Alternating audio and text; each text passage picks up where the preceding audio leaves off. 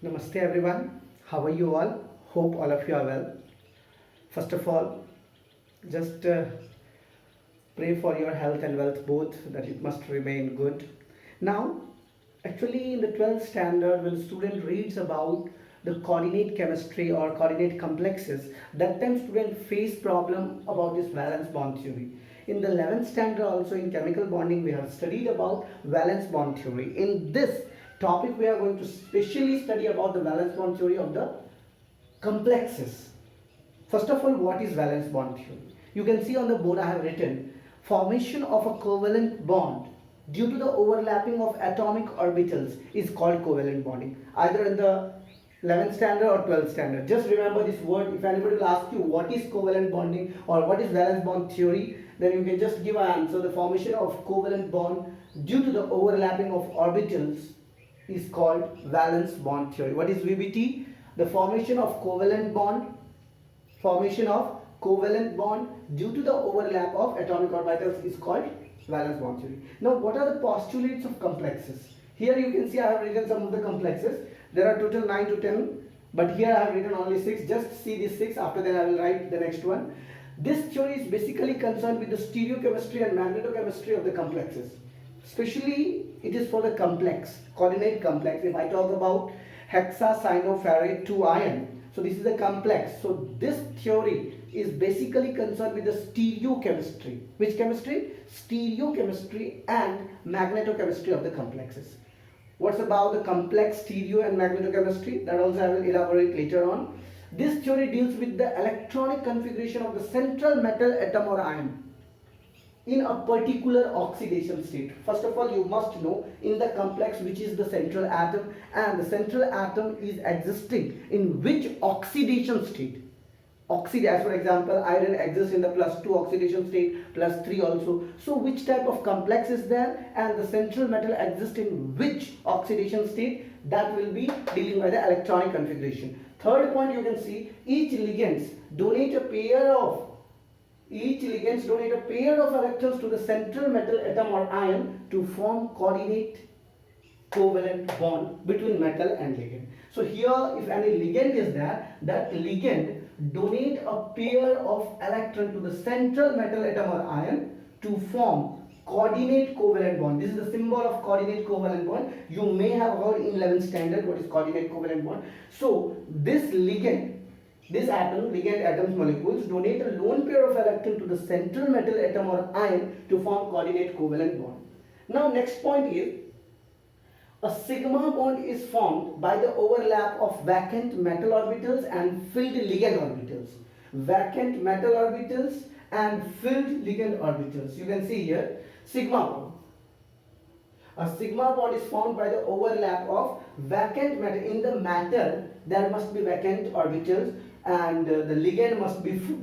So then there is a formation of sigma bond, and when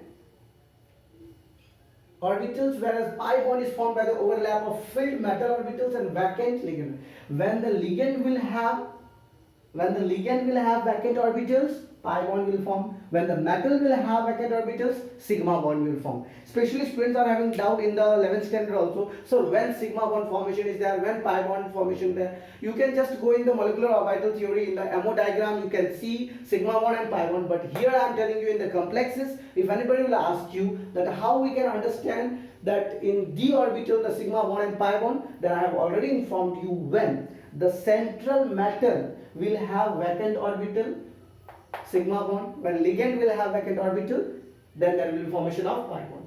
Since metal ligand bond is formed by the overlap of orbitals, definitely if either metals is having vacant orbitals or ligand is having vacant orbitals, then only the overlap is possible. Consequently, greater the extent of overlapping, stronger is the bond is formed. Means as the overlapping is greater, the bond will be much more strong. Thus the hybridization or hybrid orbitals are taken into the account. Definitely as the vacant orbitals will be there, then the hybrid orbitals will be formed and the hybrid orbitals are taken into the account. Now how many types of hybrid orbitals form the stronger bond on the basis of hybridization? The stereochemistry of the complexes can be predicted. You know, sp linear geometry, sp2 triangular triangular, planar geometry, sp3 hybridization, dsp2 planar, sp3 d2 or d2 sp3 octahedral geometry. So these were some of the few points of this valence bond theory as you have seen. Now I will discuss about the few more points. Till the 9 points I will give you. Just understand this concept, that how you will be able to know what are the valence bond. Especially this valence bond theory is for coordinate complexes. How to predict the geometry of the complexes. There are total 9 points, and I will write this 9 to 9 points, and you will understand how to predict the geometry of the complexes. What you will do? How to predict the geometry of the complexes. This is a very nice question, that if any coordinate complex is there, how you will be able to know what is the hybridization, what is the magnetic property, paramagnetic, diamagnetic, what is the magnetic moment value. Each and everything you can predict with this postulates VBT. Okay, so now let's write the next ahead 3 points.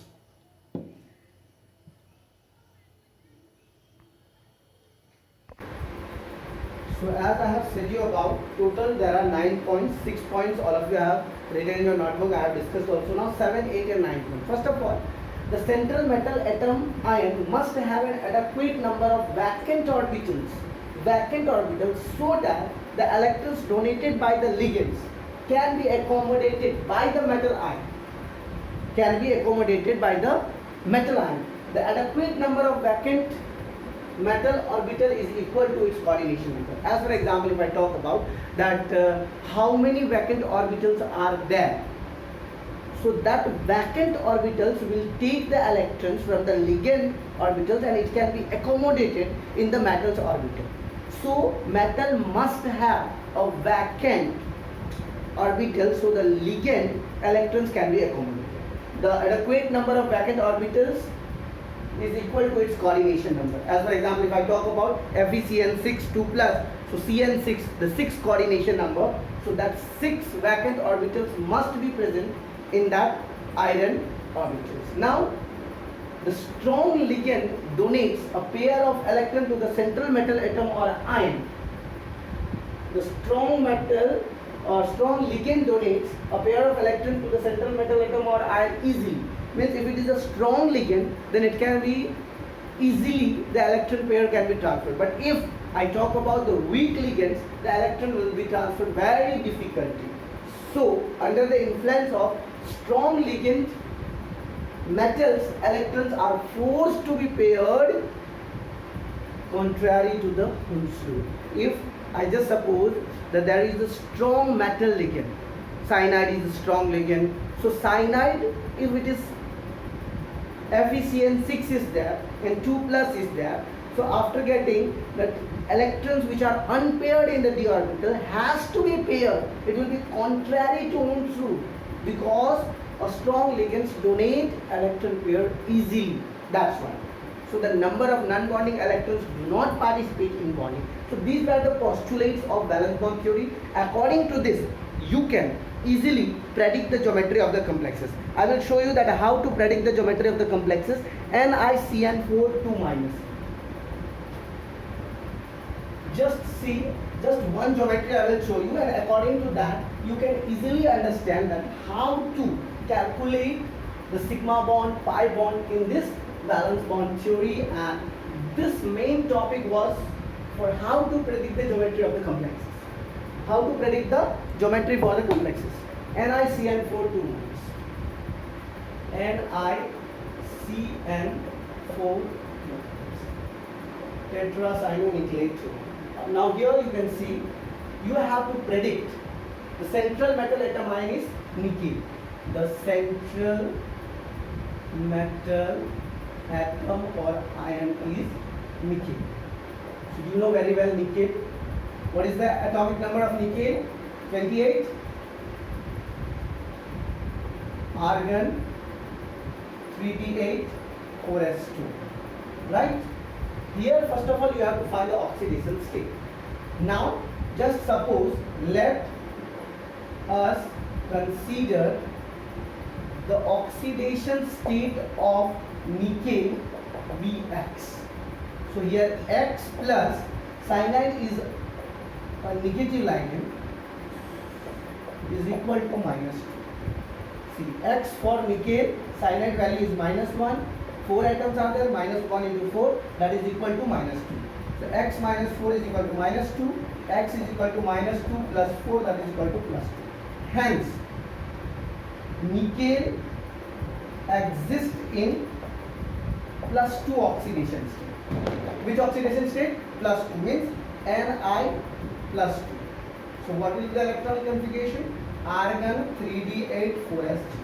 Means you can see in the d orbitals there will be 8 electrons. 1, 2, 3, 4, 5, 6, 7, 8. And here 0. 3d8 and 4sg. Now you have to just understand this cyanide is a strong ligand. Since cyanide is a strong ligand. What is cyanide? Cyanide is a strong ligand. Hence, nickel electrons has to be paired. Since cyanide is a strong ligand, therefore, or hence you can see, you can write therefore, that will be more better. Therefore, the nickel electrons,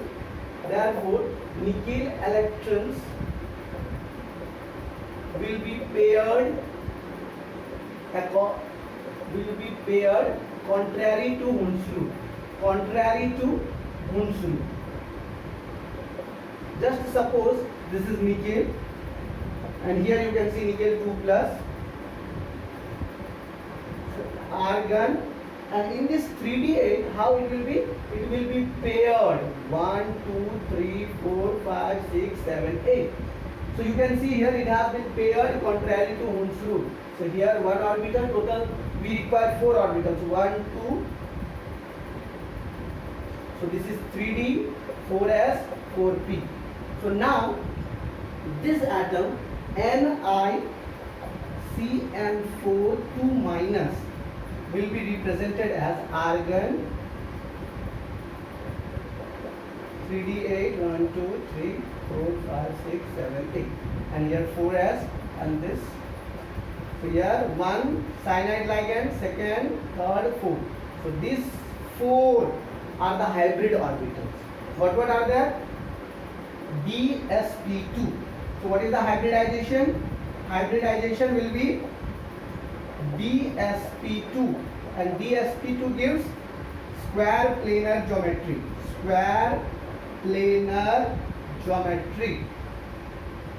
Right? Since the metal electrons are paired, so it will be diamagnetic. Why? The metal electrons are paired, so magnetic nature will be diamagnetic. So this is the rule by which you can predict the geometry of the complexes. If you have any doubt related to this, then please put it out into the comment box section, so I will give you the right answers in the next video. That's all for today. Thank you very much, and hope all of you have enjoyed this valence bond theory or how to predict the geometry of the complexes. That's all. Thank you.